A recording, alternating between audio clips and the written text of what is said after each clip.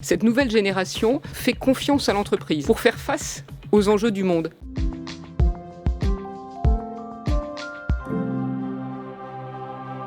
Et si c'était les recruteurs qui passaient des entretiens d'embauche ?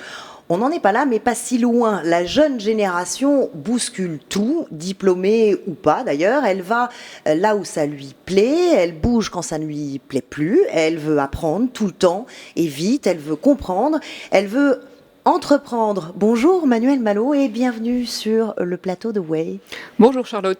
Je suis ravie de vous accueillir. Vous dirigez le New Gen Talent Center de l'EDEC depuis 2013. On va voir en détail dans un instant ce que c'est, mais en gros, votre spécialité, c'est le profil de la nouvelle génération qui arrive sur le marché du travail et du coup, ce que les recruteurs peuvent leur offrir. En tout cas, ce qu'on peut déjà dire, c'est que ça n'a rien à voir avec ce que ça pouvait être il y a 5 ou 10 ans.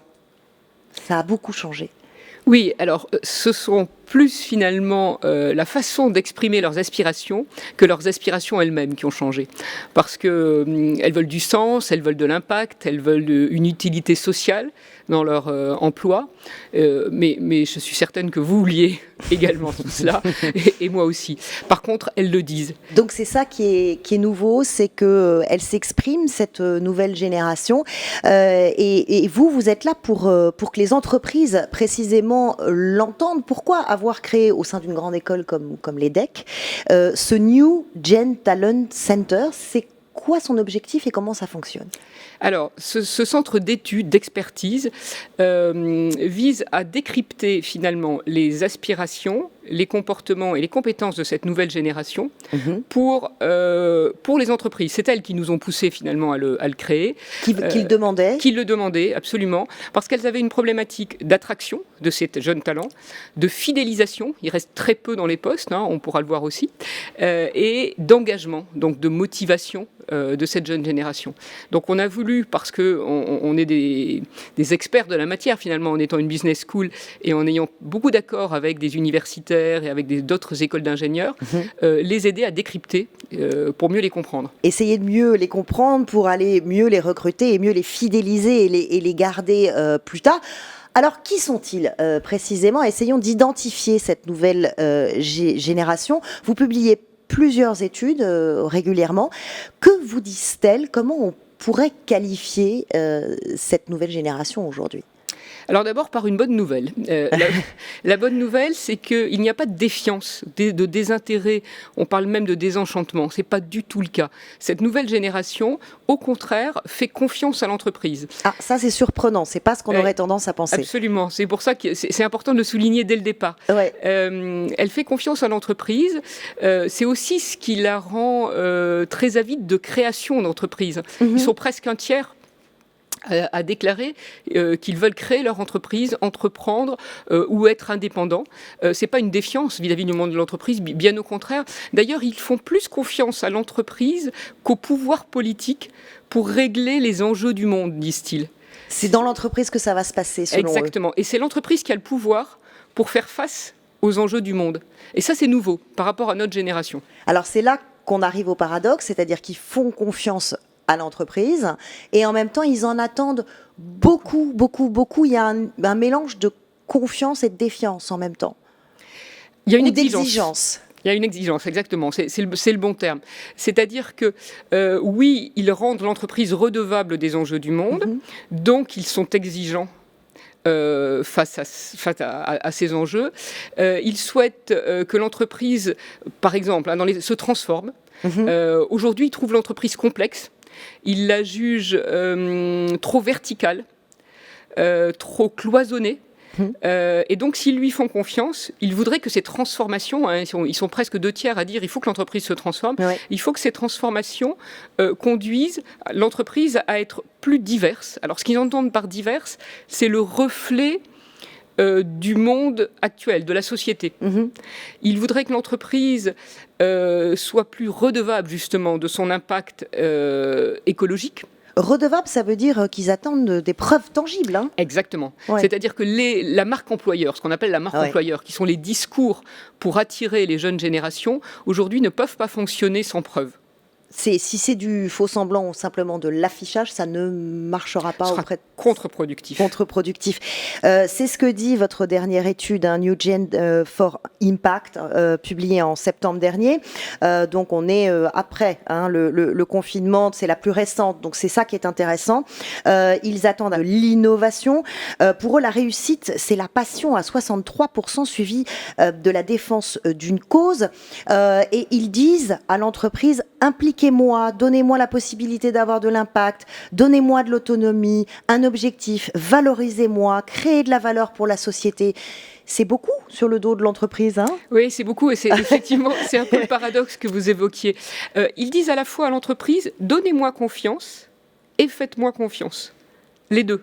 Donc c'est effectivement difficile. Ils veulent un management de la compétence et plus un management de l'autorité ou du statut. Mm-hmm. Ça aussi, c'est compliqué pour les jeunes managers qui eux-mêmes étaient dans cette position il n'y a pas si longtemps. On va en reparler de la façon dont justement les entreprises peuvent y répondre. Quels sont les secteurs qui les attirent aujourd'hui ? En l'espace de 10 ans, les grandes entreprises qui attiraient à peu près 50% des jeunes générations, aujourd'hui n'en attirent plus que 31%.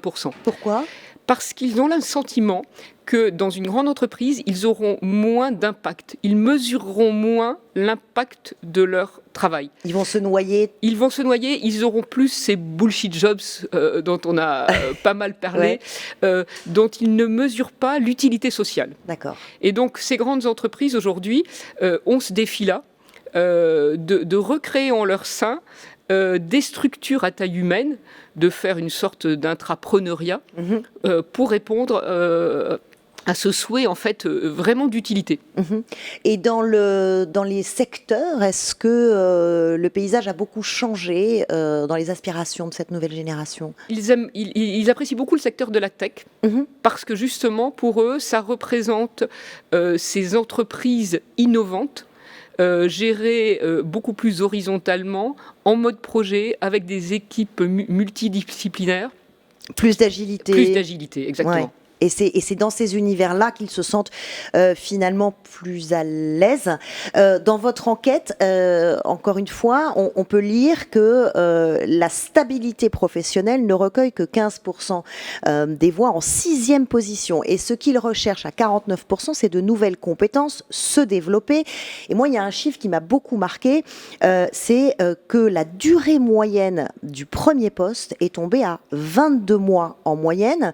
Ça veut dire quoi ? Ça veut dire que c'est une génération impatiente, volatile. Comment on répond, quand on est recruteur, quand on est une entreprise, à cette volatilité ? Alors, ce qu'ils cherchent, ce n'est pas un métier, ce sont une succession de missions. Donc, il faut constamment... C'est plus une carrière, C'est plus une carrière, exactement. Donc, c'est une succession de missions. Il faut constamment leur donner l'occasion d'apprendre. Donc, par des formations, par des challenges, comment ? Alors, justement, ce qui est original, c'est pas forcément par des formations, en tout cas des formations comme on l'entend, structurées, comme on peut en avoir dans la génération précédente, mais plutôt par une série de missions, de challenges, un fonctionnement en réseau qui disrupte un petit peu les hiérarchies notamment, et qui leur permettent de travailler avec des équipes justement multidisciplinaires, probablement souvent à distance, avec d'autres pays. Et si on les tient en haleine, à ce moment-là, ils resteront. Alors, il y a des instruments pour les tenir en haleine. Par exemple, les graduate programs, qui semblent avoir pas mal d'atouts. Je voudrais que vous nous décriviez ce que c'est. Alors, un graduate programme, c'est un programme pour jeunes diplômés, littéralement. C'est un programme de rotation. L'entreprise propose aux jeunes, sur des périodes de 6 mois ou d'1 an, de découvrir diverses facettes de son organisation.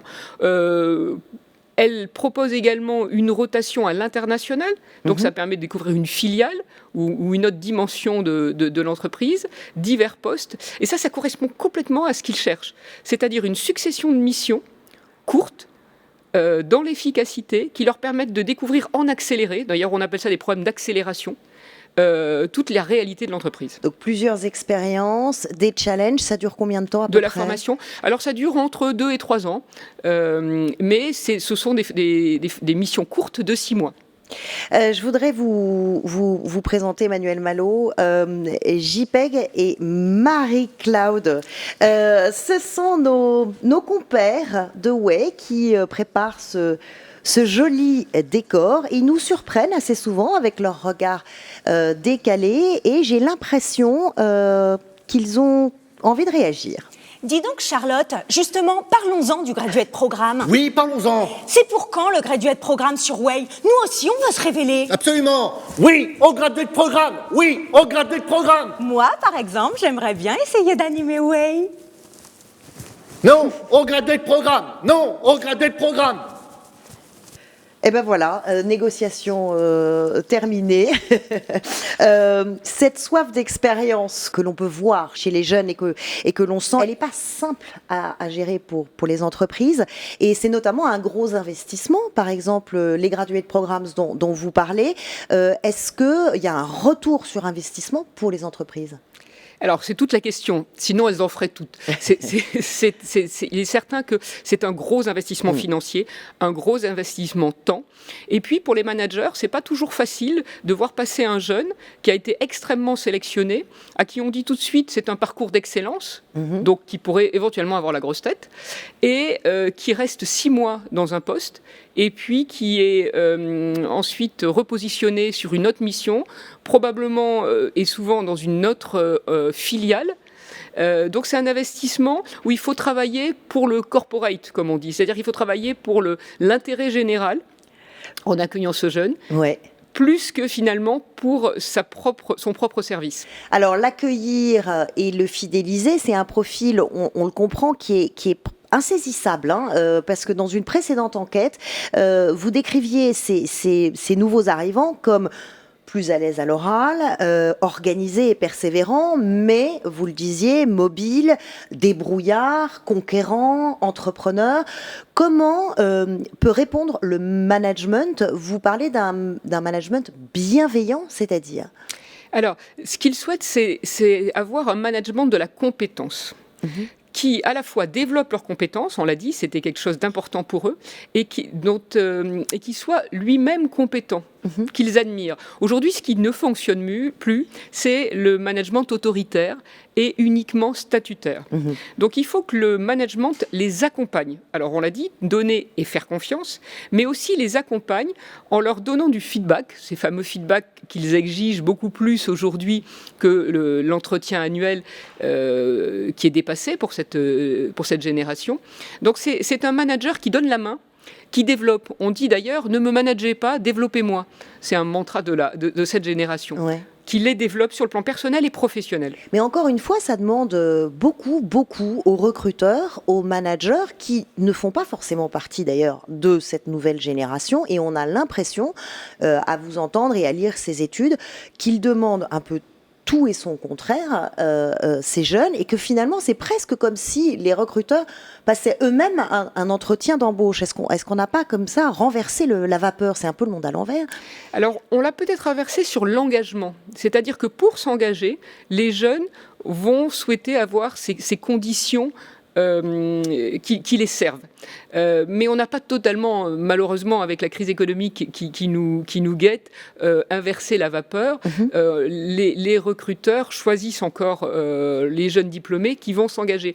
Mais ce que je voulais dire, c'est que la contrepartie, finalement, de ces exigences, c'est que lorsqu'ils sont engagés, ils le sont à fond, et probablement plus que notre génération, probablement plus que la génération précédente. Ils ne comptent pas leurs heures. Est-ce que c'est pas tout le visage de l'entreprise finalement qui est en train de changer, qui d'ailleurs peut-être à l'avenir ne s'appellera même pas entreprise, ce sera une sorte de communauté, de corps comme ça où on circule. Est-ce que on va pas vers une autre forme finalement d'organisation du travail? En tout cas, c'est ce qu'ils souhaitent et je trouve que ce serait une bonne idée. D'ailleurs, quand les jeunes parlent de l'entreprise, ils évoquent le terme d'aventure collective. Et je trouve que ça pourrait être un nom qui... Ça veut dire que le mot entreprise pourrait lui-même disparaître, en fait. Le mot entreprise pourrait... Le mot d'aventure collective, avec le collectif dont on connaît les vertus, mais avec le côté aventure également.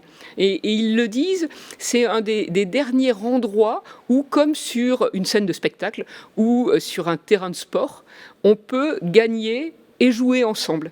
Et ils y sont très sensibles. Vous évoquiez il y a un instant la crise que nous traversons. Comment vous voyez les choses évoluer ? Alors, on disait que le monde était volatile, incertain, complexe et ambigu. Alors, on a pu mesurer depuis le printemps à quel point il l'était et à quel point, finalement, les organisations et les jeunes ont pu réagir. Ce que va changer quand même cette crise, c'est que la problématique d'attraction et de fidélisation des talents risque quand même en partie d'être résolue par les difficultés du marché de l'emploi que l'on va probablement rencontrer. Ouais. Mais la problématique de l'engagement, elle sera d'autant plus aiguë. Elle est encore plus forte. Encore plus forte. Parce que ce n'est pas parce que vous avez recruté un jeune qu'il est engagé. Et pour l'entreprise, c'est un défi supplémentaire. Défi supplémentaire. Merci beaucoup, Manuel Malo, d'être venu nous décrire cette génération très paradoxale et du coup une entreprise qui est en train finalement de se réinventer avec un management qui est une structure qui ressemble plus à de l'aventure, en fait, aventure commune, aventure collective, comme vous la décriviez. Merci infiniment d'être venu sur le plateau de Way. Merci Charlotte. Way, ça continue maintenant et tout le temps, c'est quand vous voulez. Abonnez-vous à Way sur la chaîne YouTube de Salesforce. Vous y retrouverez nos invités, nos chroniqueurs. Activez la petite cloche. Dites-nous ce que vous en pensez. Nous lisons vos messages, nous les prenons en compte. Rejoignez-nous sur Way.